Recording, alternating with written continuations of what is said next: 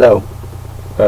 This is a special video as my profession and my professional opinion comes into the picture, and it's not about that much system theory, but also it's connected to my previous experiences in human resources. And the topic for today is activity-based offices. Activity-based offices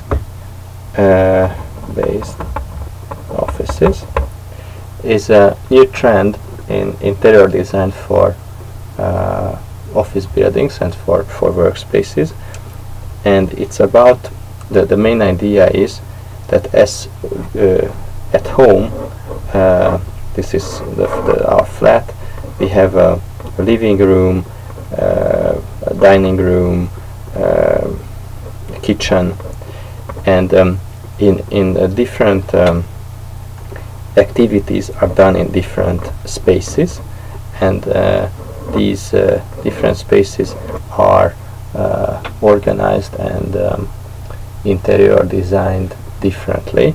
So in a kitchen you find less comfortable chairs. You can imagine what I mean. For kids, the space where they are playing, it's completely different from where they are eating. So it sounds a very reasonable idea to arrange our workspace the same way, having locations where people have meetings, having some quiet rooms where people can do phone calls, and other work areas where you can focus on your computer and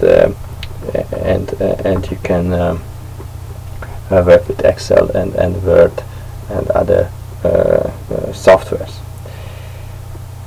So yes, there are parallel things, there are similarities. The activity-based office versus current office says that in current layout, everybody has its own desk and own workspace, and there are meeting rooms where people come together and work together. With activity-based office, you can save some place by saying that to take my own example, me as working as an HR director in the past, I had also a very nice office, but 90% of my time I was spending it in different meeting rooms. So I never entered, or I rarely entered to my computer, and I prefer to work from home with my computer, because that was the possibility where nobody disturbed me, and I could focus on data, on analysis, and on putting together different text representations. So I spent my time in meeting rooms. So why to pay and rent for an office area that is used only in 10%, and why not sitting on somewhere else's place when this person is in a meeting? Sounds fair and sounds reasonable, even though activity-based office is not the purpose of cost saving, at least as we are using it right now, right here, this term, because its main goal is to support creativity, support teamwork. Yes, teamwork is a very important factor factor in creativity. At least on organizational level, creativity for an organization can come from two things. One is a single person's creativity, and that's the ordinary way how you also know it. But a very interesting way of creativity comes from a team, when different team members' knowledge is combined and restructured in a meeting, and there the team as such creates a completely new structure or new output. If you are familiar with my model called rapid repeated restructuring paradigm, it's nothing strange in this, because one person who has knowledge, this is the person's mind, and receives information and delivers some kind of output. The output is a function of what happens, or how these knowledge particles are connected within his or her mind. If these persons are putting together, then and this they are calling a team, or even on a higher level this can be an organization, then the organization or the team receives information like market research data, quality of supplied material, different knowledge from the people's education, and these are stored and processed in different patterns by each individuals. If we are connecting these individuals, then they will deliver output 1. But if we are connecting them in another way, that will be output 2. And maybe output 2 is from some points of view better or superior than output 1. So it's worth trying how to connect these people, and especially within these people, the knowledge particles that are called cognitive schemas, and this we are doing in a team meeting, because when I know something and I know this, and I'm telling the other persons this information, and he knows this one, and we are exchanging information, then we are trying different setups of how to combine information to deliver better and better outputs for our organization's sake or profit. So so this is the one way that this is the team creativity. The single person's creativity in the same paradigm is presented when these cognitive schemas are connected once this way and the other time this way, and they are delivering a different output, and let's suppose that output 2 is again better than output 1. So by restructuring these connections of the cognitive schemas, or the connections of the cognitive schemas, we are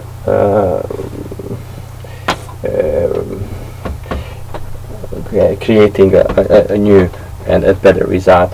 So that's why it's called rapid repeated restructuring paradigm, because this whole story is about how and when we are connecting information.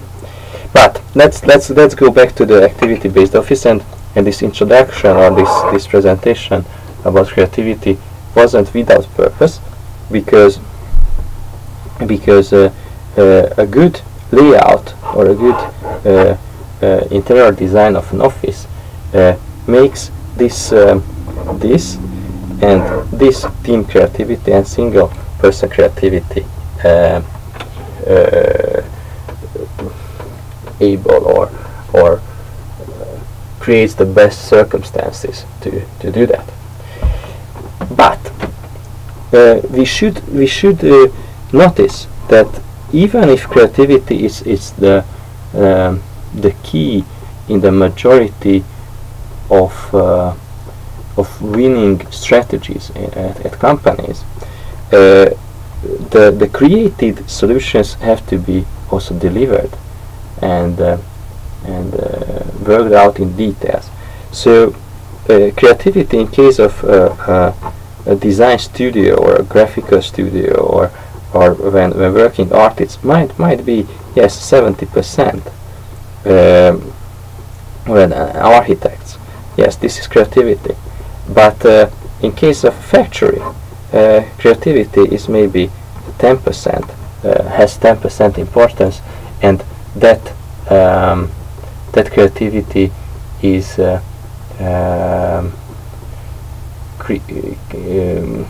takes place in each people's mind. So we are talking about single person creativity and not team creativity.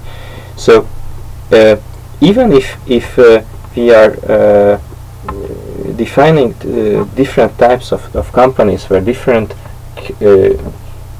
quantity of creativity is needed, or different the creativity has different role, we have to split it also in two, whether we are talking about single people's creativity or team creativity, because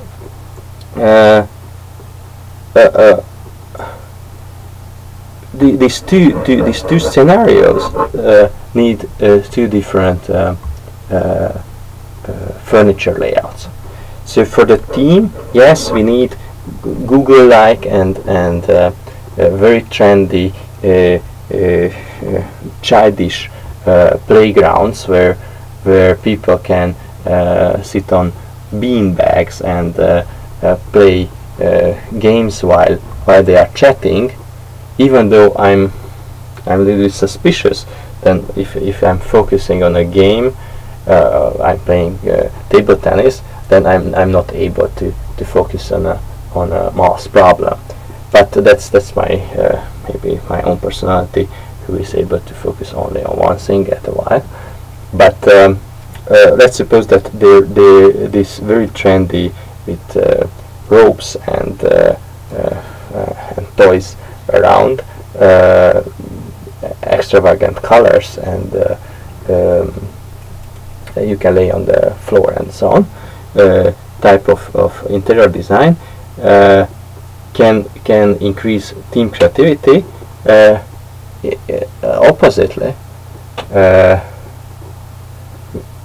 person to be creative has to cut out the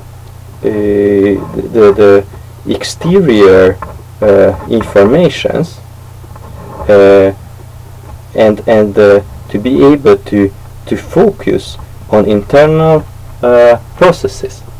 So if I'm here and I have to play table tennis and the ball comes here and the other guy is shouting and so on, then I'm not able to be creative because these information are disturbing me in the restructuring process of my own cognitive schemas. So to achieve this single person creativity, we need quiet rooms, maybe beds, or separate, silence, low information black holes where people can start to focus on their inner processes and allocate energy and their resources on the on those processes that happen inside. Of course, this idea of mine, or this suggestion, is not very trendy, because you cannot sell a quiet black hole. It's not colorful, it's not very shocking visually, it's very simple, like a bed. So maybe it won't get in interior design's mainstream, but I just wanted to say a small quiet comment on this trend of activity-based office. Another important aspect that is very rarely taken into account is high focus performance. When somebody is analyzing data and has to concentrate intellectual energies on a single but very important task. That's also very often I have seen in case of accountants or analysts that they were trying to cut out to do this to build walls around themselves, both by books and documents and files, visually to separate themselves from their colleagues, but by putting earphones, how is it called, anything in the ears, that they were stopping the others to hear what the others are doing, just to be able to focus on something, as other information should not disturb them. So this is also, that could be a part of the activity-based office, but again it's not very visual, because in our current Western Anglo-Saxon culture, we are a little bit skeptic with those people who are not too social and would like to stay alone and stay introvert and be quiet. The maximum that we allow them is a nicely furnished bibliothèque. What is library? Library. At least for me, it was impossible to do serious job in a library, because other people were walking around. You cannot focus on a standard chair, on a standard table, without making a mess around yourself and making available all the information that you need for the job. So this is again something that might be reconsidered, and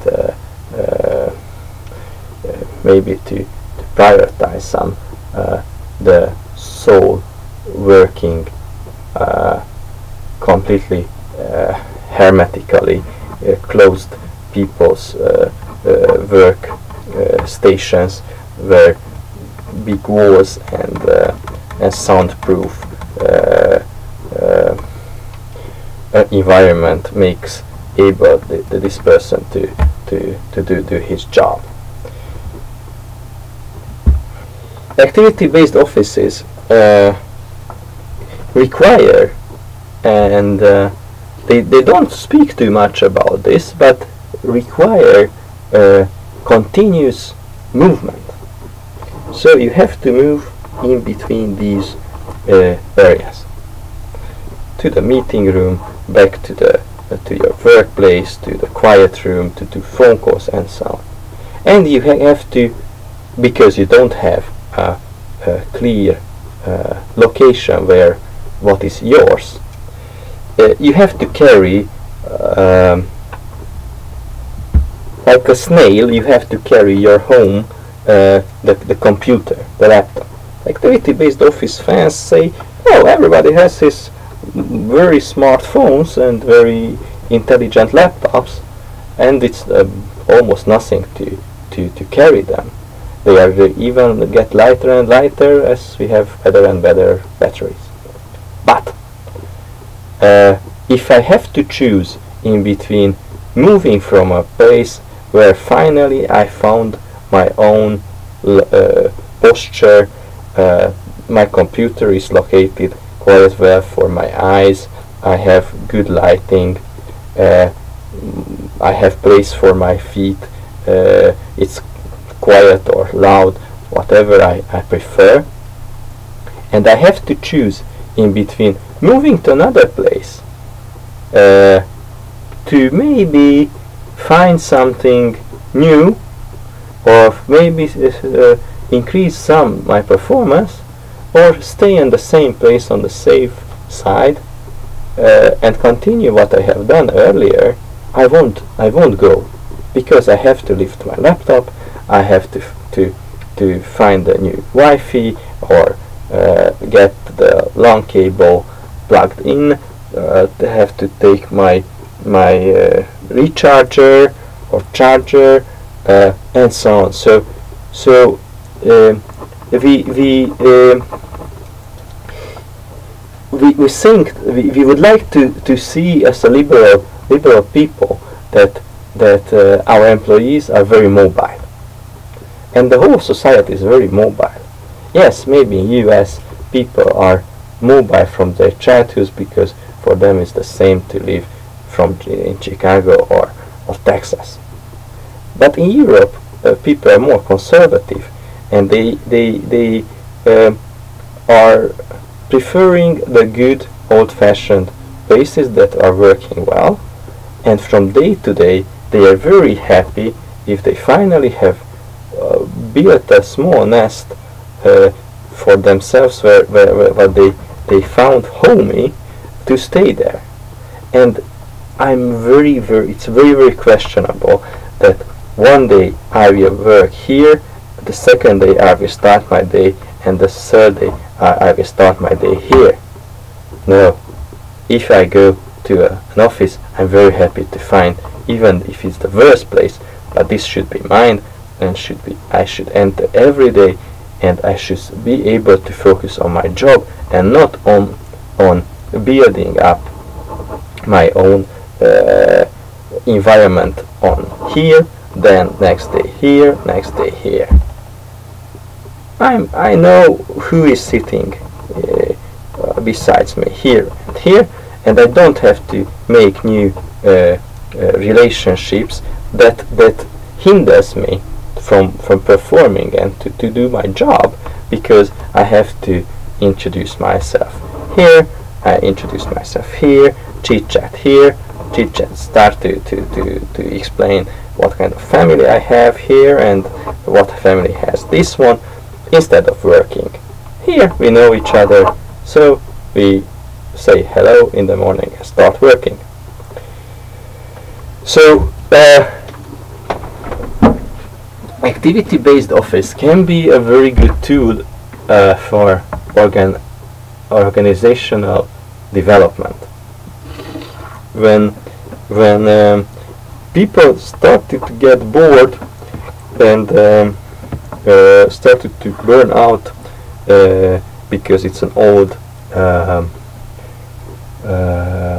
organization, old structures, and in old structures, yes, because the links of in this internal links of the mind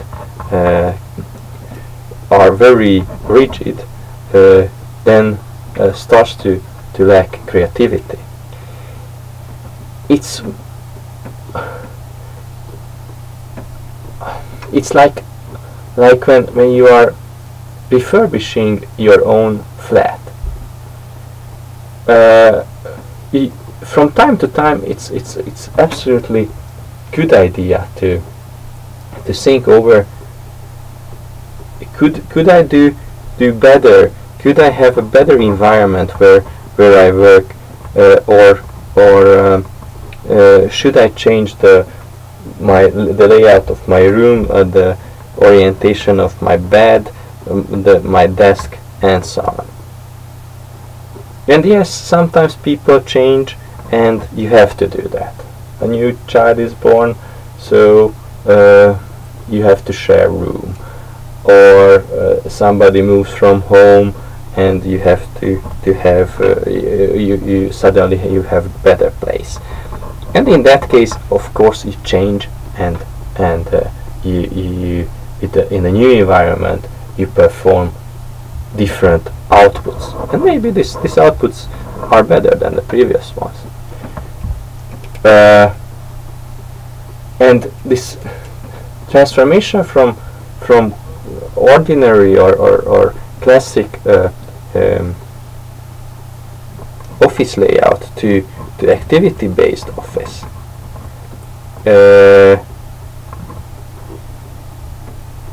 can be such kind of, okay, let's change something. And yes, by connecting in the very beginning, in the very early phase, connecting people that were not connected earlier, can produce creativity. But we shouldn't hope that this is a miracle or a cure for everything.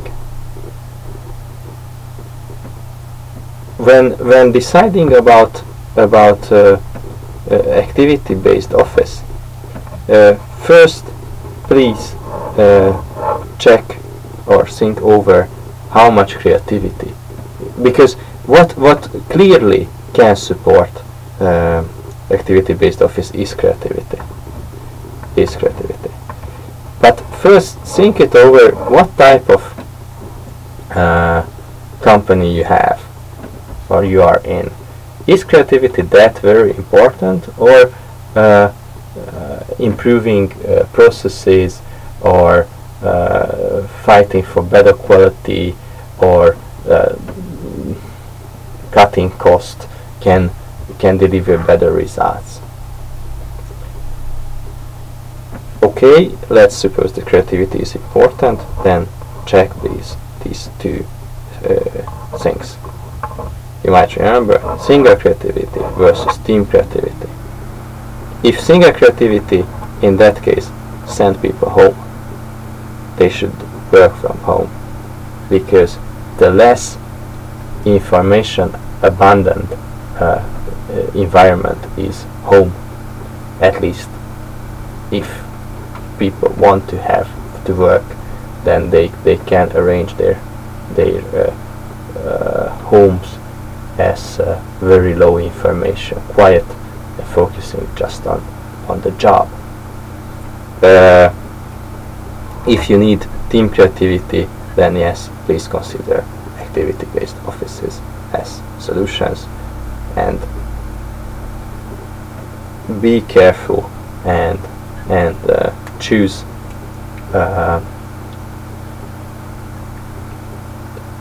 well prepared consultants who are not interior designers, because this is not about interior design. This is about organization development and changing culture, because by changing the layout workspace, you are changing habits, you are changing connections, contacts, and you are changing the whole culture. And with the environment, with the colorful or grayish or playful or conservative environment, you are communicating towards your employees. So a very, very detailed investigation is needed before doing any kind of of change in layout and introducing a new type of cooperation and new spaces. And in my opinion, organization development professionals, HR professionals can do this on a quite good level, with of course significant interior design knowledge. And when the concepts are ready, whom I want to work to cooperate, what do I expect, then can come the pure interior designers, girls and boys with fancy colors and tricky toys, and to make the ideas clear. And of course, quality furniture is also a good message to your employees, but in case of furnitures, it's also the most important to be customizable, because as long as the furniture is delivering information to your body, meaning that it is disturbing you, then you are less able to focus on your job. Thank you very much for